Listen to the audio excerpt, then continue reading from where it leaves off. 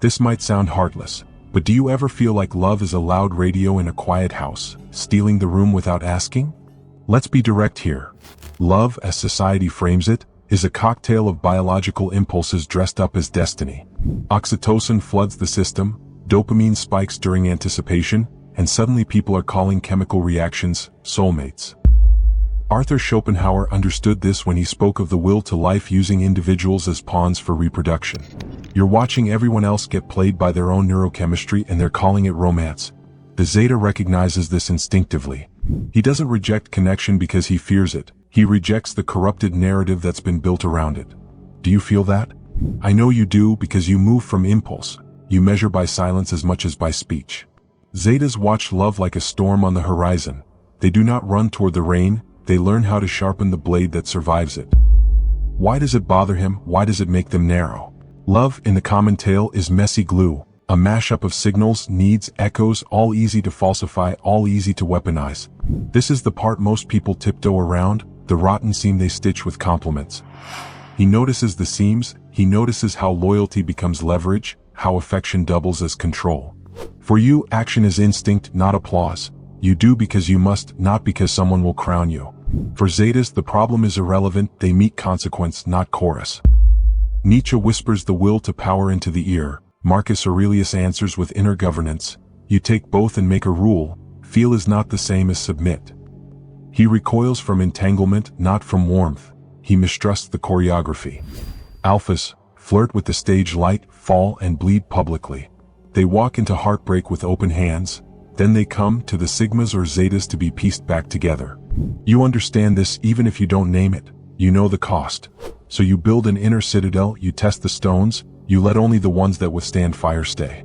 This is not cruelty, it is calibration. It is survival dressed as refusal.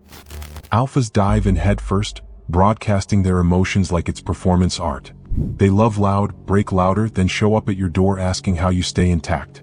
They mistake your distance for coldness. They don't realize you're simply refusing to drown. Why does everyone treat solitude like a disease that needs curing? Society runs on proximity. People huddle together, validate each other's existence, build entire identities around who's in their circle. They measure worth by head count at birthday parties, by wedding guest lists, by how many notifications light up their screen. You see them panic when the room goes quiet, reaching for their phones like addicts reaching for a fix. The Zeta watches this and feels nothing.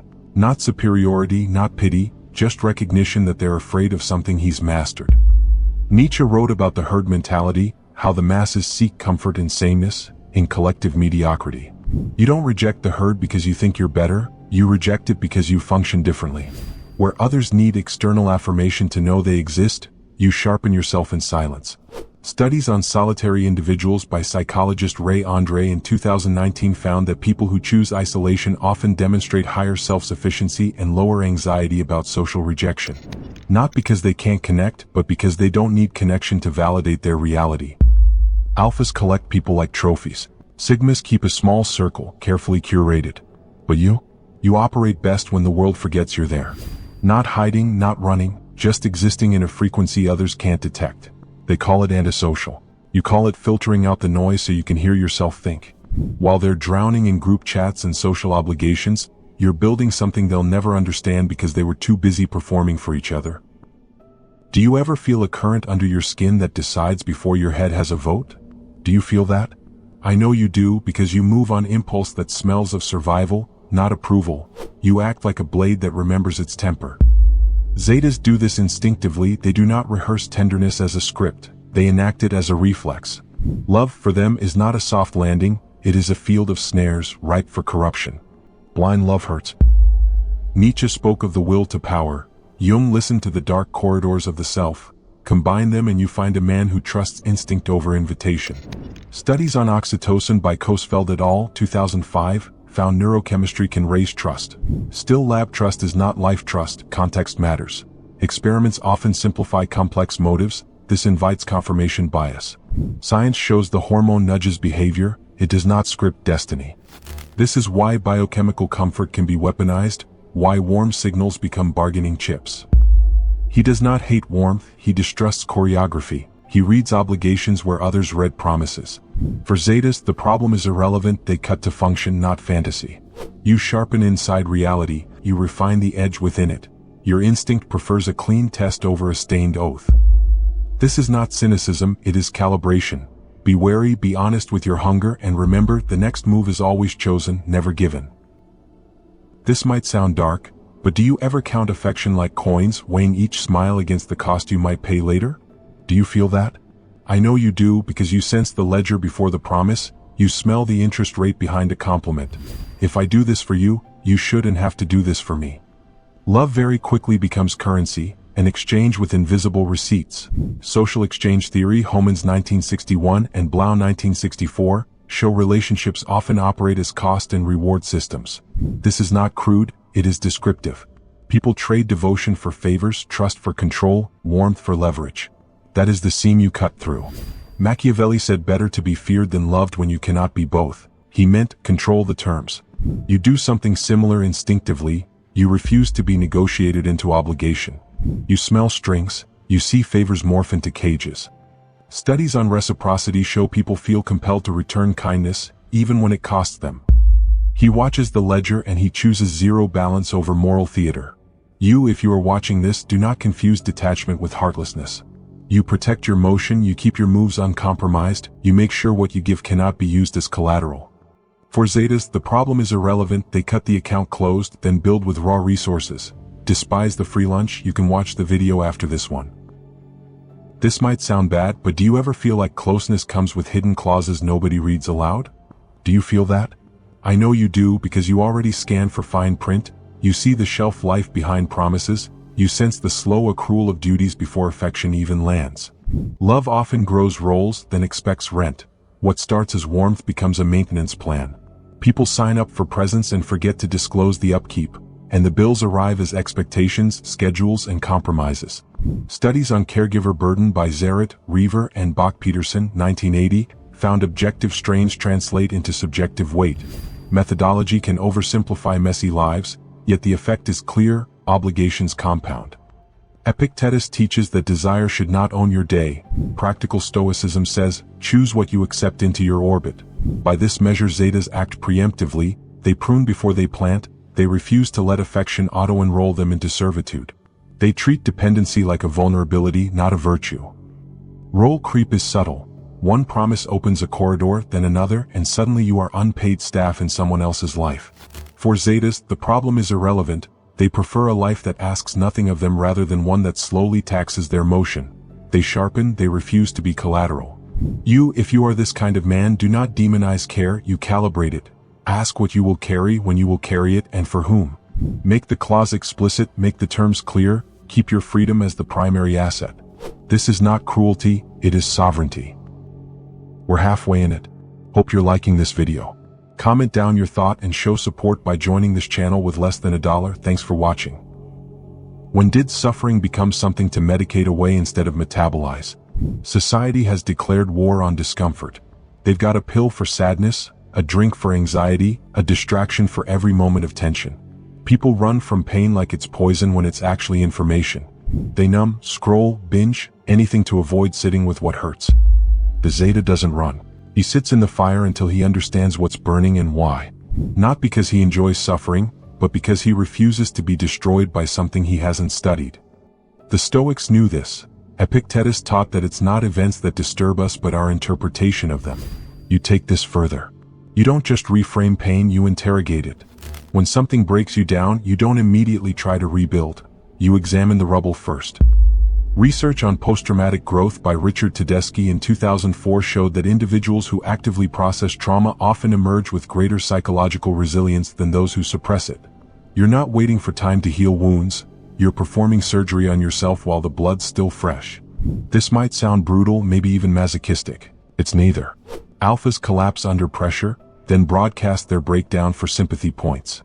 Sigmas endure strategically, showing strength as a tactical advantage. You're in the basement of your psyche with a scalpel and a flashlight, cutting away what doesn't serve you. Nietzsche said what doesn't kill you makes you stronger. You've realized it only makes you stronger if you consciously extract the lesson before the wound scars over. Pain is a teacher, but only if you're willing to stay in class when everyone else is running for the exits. This might sound ugly, but do you ever feel like people want to hang their shadows on your wall and call it art? Do you feel that? I know you do, because strangers and lovers both try to edit you into their story. They hand you a script and ask you to perform. Projection is the cheap theater of intimacy. People project their fears, their wants, their unfinished scripts onto whoever stands still enough. They call it closeness, but often it's a demand to become a mirror. Studies on emotional contagion by Hatfield, Cacioppo, and Rapson, 1994, found mood spread through mimicry. This is factual, but real life is messier. Context shifts the effect. You notice that when you stay stoic, others lean, and when you lean, they claim you as proof. Rotter's locus of control, 1966, discovered a simple truth. Those who feel internal control resist being others' weather. Those with external control become relational barometers. Zetas, born of internal compulsion, refuse the barometer. They refuse the role of emotional thermostat for someone else's climate. He watches as requests become requisitions. He watches as affection asks to rewrite him. You, if you are one of them, keep your axis. Do not let them spin you into their drama. Practice small refusals, practice returning questions. Reclaim the frame before they paint you in it. Power is quiet here. It is the power to not absorb, to not clean other people's wounds at the cost of your own skin. This is not callousness, it is boundary craft. How many people actually know their value, or do they just repeat what others told them? The validation economy runs on external approval. People measure themselves by likes, promotions, compliments, by how others react to their existence. They've outsourced their self-worth to a marketplace that changes its mind every season. One day they're valuable, the next they're irrelevant, and they're wondering why their confidence fluctuates like stock prices.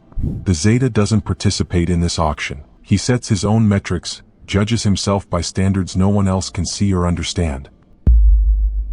Zeno, founder of Stoicism, taught that virtue is the only true good, that external circumstances hold no real power over inner character. You've internalized this without needing the philosophy degree. When you accomplish something, you don't need applause to know it mattered. When you fail, you don't need reassurance to know you'll adapt. Research on self-determination theory by Richard Ryan in 1985 demonstrated that intrinsic evaluation creates more stable self-esteem than external validation. You're not more confident than others. You're simply not dependent on their shifting opinions to know who you are. Here's what terrifies people about this. You can't be manipulated through praise or broken through criticism. Alphas fish for compliments, building entire personas around what gets rewarded. Sigmas collect respect strategically, knowing its social currency. You operate outside the economy entirely. When someone tries to flatter you, you scan for motive. When someone tries to tear you down, you consider if there's truth worth extracting, then discard the emotional packaging. Not arrogance, auditing. You know your strengths because you've tested them. You know your weaknesses because you've cataloged them. No one else's opinion changes that inventory. This might sound selfish, but do you ever feel calmer when everything's under your hand? When chaos answers your command? Do you feel that? I know you do, because control for you isn't greed, it's gravity. It's how you stop the world from swallowing you like others. For Zetas, control isn't domination, it's defense. They've seen what happens when others hold the strings. They've watched the charming fall to flattery, the kind be turned into tools, that love is an illusion, blind trust invites misery. So they tighten their own grip, not out of vanity. Every scar became a rule, every betrayal a manual. Psychologists Rotter and Nowicki, 1973, found that those with an internal locus of control report higher resilience. But beware, that same control can twist into isolation when stretched too far. It's a paradox. Mastery keeps you safe, yet safety can choke the spontaneity that makes you alive. Marcus Aurelius said, "You have power over your mind, not outside events." The Zeta takes that literally. He builds order in his thoughts when the outer world turns to smoke. He doesn't wrestle chaos, he integrates it. He doesn't deny fear, he weaponizes it. He doesn't escape reality, he sharpens his edge inside it. You, if you move like this, must know the line between discipline and delusion. You cannot control everything and trying to will rot your peace. The art is knowing when to tighten the grip, and when to let the storm pass through your open hand. This might sound lonely, but do you ever feel more whole when no one's around to echo you? Do you feel that? I know you do, because silence isn't absence for you, it's alignment. You've learned that when the noise fades, what's left is truth. Zetas live in solitude like wolves, not hermits. They hunt alone not because they hate the pack but because they outgrew the leash. They aren't escaping people, they're detoxing from performance. Solitude for them isn't punishment, it's preservation. Nietzsche called it the price of becoming what you are. Seneca said, withdraw into yourself as into a fortress. Both point to the same thing, peace that's self-owned. Modern studies by Long and Averill, 2003, found solitude can heighten creativity and emotional clarity when it's chosen, not forced. That choice is everything. The bias comes when solitude turns to avoidance, when you mistake stillness for stagnation. The Zeta doesn't rot in quiet, he refines there. He uses silence like a whetstone. You know this instinctively. When the world demands constant reaction, you respond with stillness. You observe longer, speak less, act surgically. The loneliness others fear, you use as forge heat. The boredom others drown in, you distill into focus. Still, a warning, never confuse walls with peace. Solitude must breathe, it must serve creation, not escape. You are not meant to vanish, you are meant to reappear sharper. When did everyone start thinking they owed the world a narrative? People are obsessed with being understood. They over-explain, justify, defend every choice like they're on trial for living differently. They need others to comprehend their decisions, validate their path, approve their existence. Social media turned everyone into their own PR team, crafting stories, controlling narratives, managing perceptions. The Zeta doesn't participate in this performance. He acts then moves on.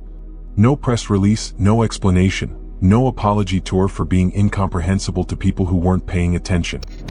Lao Tzu wrote that those who know don't speak, those who speak don't know. You've understood this at a cellular level. When you make a move, you don't announce it. When you change direction, you don't justify it. When people question your choices, you let the silence do the teaching. Research on behavioral consistency by psychologist Robert Cialdini in 1984 showed that actions carry more weight than words in shaping perception. You're not building your reputation through explanations. You're building it through patterns others can either recognize or miss entirely. This drives people insane. They need your story to make sense of you, and you're not giving them the chapter titles. Alphas explain everything, turning their lives into open books that anyone can read and judge. Sigmas explain selectively, revealing only what serves their strategy. You don't explain at all. Not because you're mysterious or trying to cultivate intrigue, because your actions are the only evidence that matters and anyone worth knowing you will read them correctly. The rest? They'll create whatever fiction helps them sleep. While they're busy writing your biography in their heads, you're already 3 chapters ahead in a book they don't have access to. Why does everyone treat struggle like a detour instead of the actual road? The modern world sells escape. Vacations from your life, weekends to recover from your week, retirement as the prize for surviving decades of misery. They've convinced people that real living happens somewhere else, sometime later, after you've earned the right to stop suffering. The Zeta knows this is a lie. There is no escape, no safe harbor, no moment when the pressure stops. Marcus Aurelius faced plagues, wars, betrayals, and never once pretended life would get easier. He wrote that the impediment becomes the way, that obstacles aren't interruptions to your path. When reality crushes down, you don't look for exits. You use the pressure to compress yourself into something harder, denser, more capable. Research on stress inoculation by psychologist Donald Meichenbaum in 1985 demonstrated that controlled exposure to adversity builds genuine resilience. You're not avoiding the fire, you're staying in it until you understand how heat works. Here's the final truth they won't tell you. Comfort is corrosion. Every moment spent trying to make life easier makes you weaker for when it inevitably gets harder. Alphas break when reality doesn't match their expectations. Sigmas adapt strategically, recalculating when conditions shift. You expect nothing from reality except resistance, and you've made that resistance your training ground. Nietzsche called it a more fatty love of fate. You don't love your circumstances, you use them. Every rejection sharpens your self-reliance. Every failure refines your strategy. Every betrayal teaches you who deserves access. Reality isn't your enemy, it's your sparring partner, and you've stopped trying to win the fight. You're just getting better at taking the hits and returning them with precision. Thanks for watching.